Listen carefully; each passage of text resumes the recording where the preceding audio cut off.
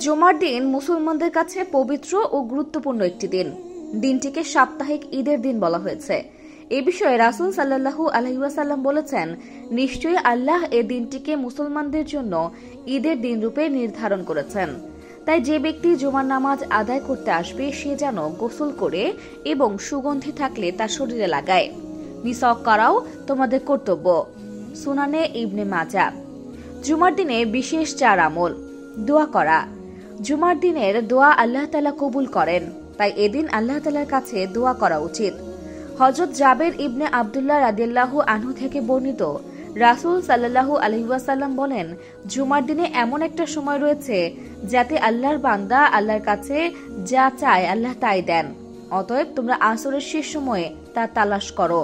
আবু দাউদ হাদিস 1048, নাসাই হাদিস 1389। বেশি বেশি দরুদ পাঠ করা। জুমার দিনের ফজিলতপূর্ণ আরেকটি আমল হচ্ছে রাসূল সাল্লাল্লাহু আলাইহি ওয়াসাল্লামের উপর বেশি বেশি দরুদ পাঠ করা।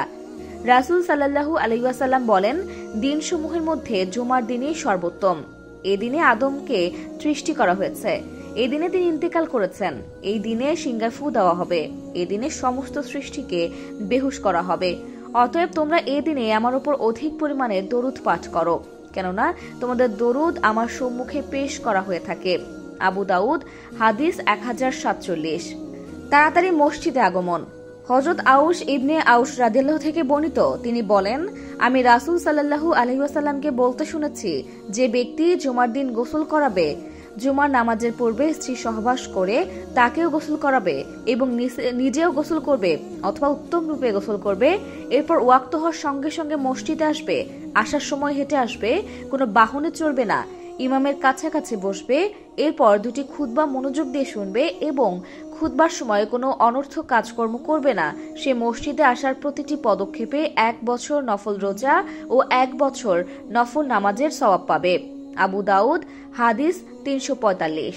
সূরা কাহাফ তিলাওয়াত। জুমার দিনে সূরা কাহাফ তিলাওয়াতের অনেক গুরুত্ব ও ফজিলত রয়েছে।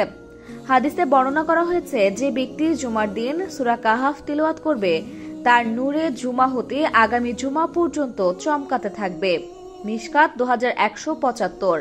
হযরত আবু দারদা রাদিয়াল্লাহু থেকে বর্ণিত, রাসূল সাল্লাল্লাহু আলাইহি ওয়াসাল্লাম বলেছেন, যে ব্যক্তি সূরা কাহাফের প্রথম 10 আয়াত মুখস্থ করবে সে দাজ্জালের ফিতনা থেকে নিরাপদ থাকবে। সহিহ মুসলিম 809, আবু দাউদ 4323।